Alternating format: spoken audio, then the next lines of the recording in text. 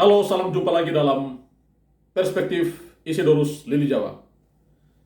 Jangan hakimi Pak Joni Plate.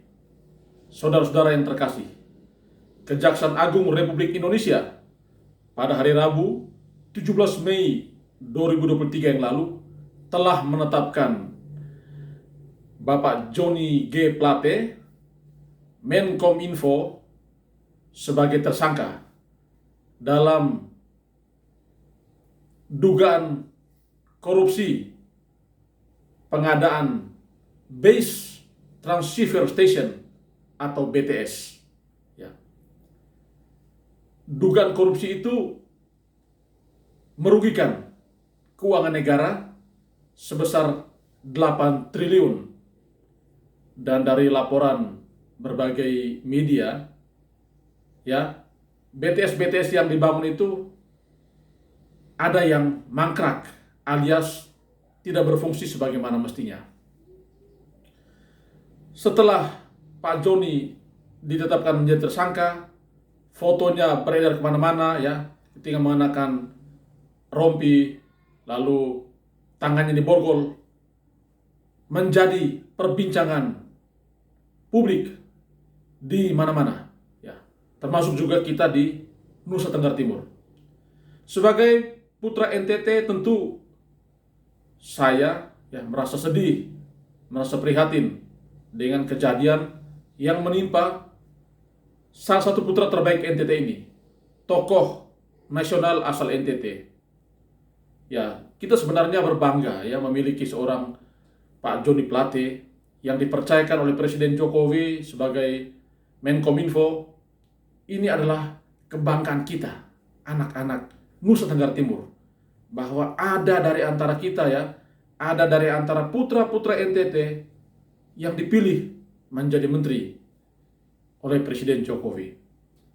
Namun kejadian yang dialami oleh Pak Joni, ya, dalam kaitannya dengan dugaan kasus korupsi ini menimbulkan banyak tafsiran, banyak analisis, berbagai kajian, ya, bahkan pergunjingan di mana-mana. Karena itu saya coba melihat beberapa hal, ya, dari perspektif saya berkaitan dengan kasus ini. Yang pertama, ya, kita percaya bahwa proses penegakan hukum akan terus berjalan dan kita menghormati proses hukum ini, ya. Tentu Kejaksaan Agung, ya, menetapkan Pak Joni sebagai tersangka bukan tanpa bukti, ya. Bahkan kata Pak Mahfud MD, 2 alat bukti sudah cukup untuk menetapkan Pak Joni sebagai tersangka. Kita percaya bahwa masih dalam koridor hukum, ya, proses ini adalah bagian dari proses hukum. Karena itu, yang pertama, ada prinsip equality before the law. Ya. Semua orang, siapapun dia di Republik ini, ya, sama di hadapan hukum. Entah itu pejabat, entah itu rakyat jelata, ya, apakah pengusaha atau masyarakat biasa, sama posisinya di hadapan hukum. Karena itu, kalau ada yang tersangkut dengan persoalan hukum, maka memang harus diproses secara hukum.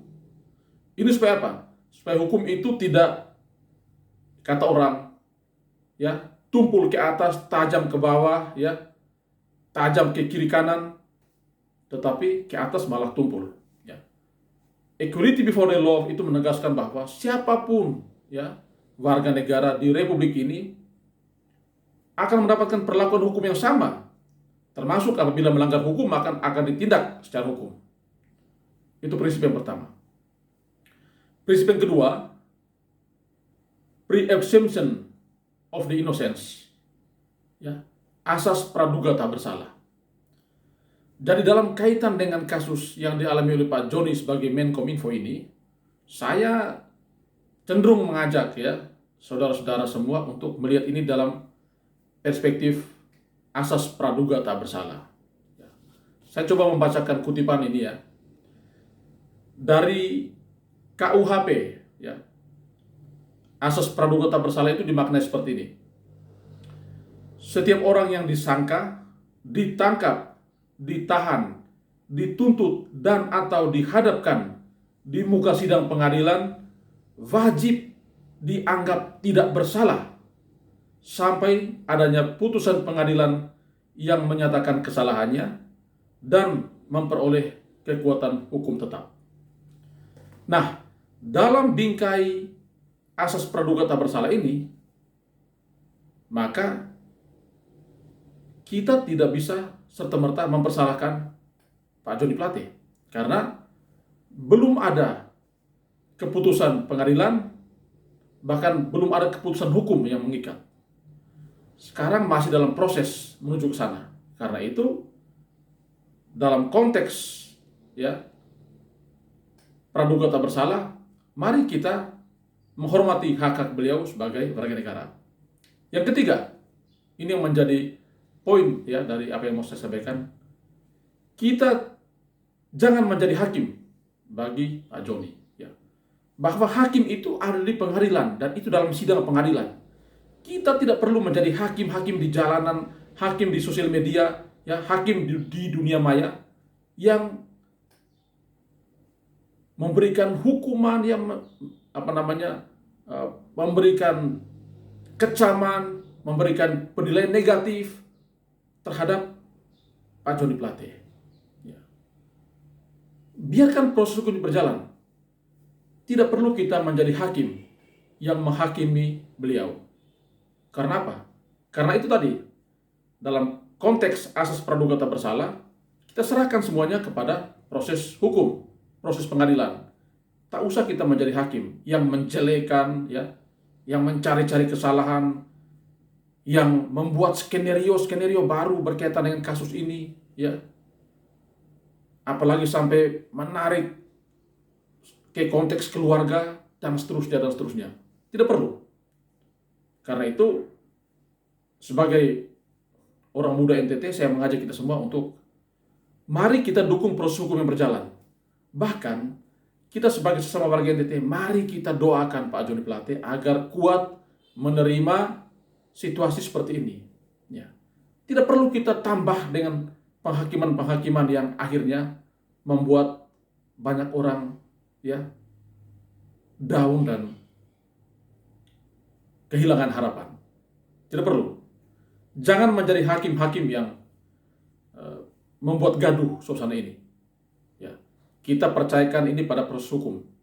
Kita percayakan pada proses pengadilan. Ya. Hakim itu hanya ada di pengadilan, tidak ada di jalanan, ya, apalagi di dunia maya. Jadi jangan gaduh dengan penghakiman kita. Ya. Karena itu memang mari kita ikuti proses hukum ini, tetapi sebagai anak NTT, ya, mari kita juga dukung dan doakan.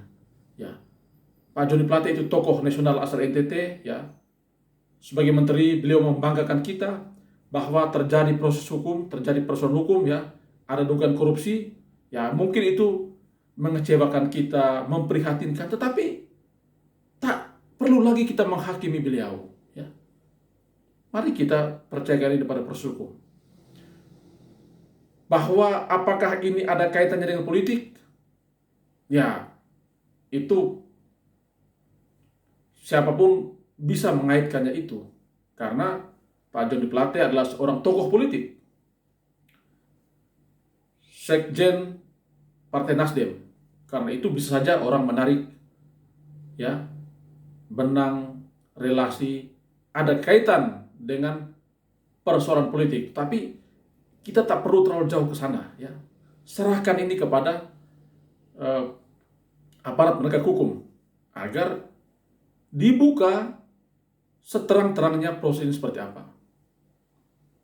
Jadi memang tak perlu kita menambah gaduh dengan menjadi hakim dalam sosial media, ya, saling mempersalahkan, saling menuduh, bahkan terkesan kita memfitnah.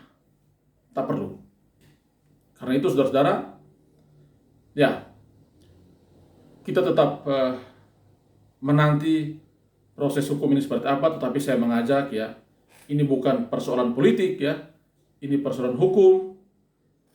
Kita mendukung saudara, yang mendukung tokoh kita ini untuk bisa menjalani semua proses hukum ini dengan baik. Ya, semoga kita mendapatkan berbagai pembelajaran dari peristiwa ini. Kasus yang seperti ini bisa saja terjadi kepada siapapun. Karena itu memang kita harus belajar dari momentum ini agar menjadi lebih berwaspada, menjadi lebih berhati-hati, dan ya, selalu mengedepankan hal-hal yang baik dan benar. Oke, demikian perspektif saya. Salam sehat dan Tuhan memberkati.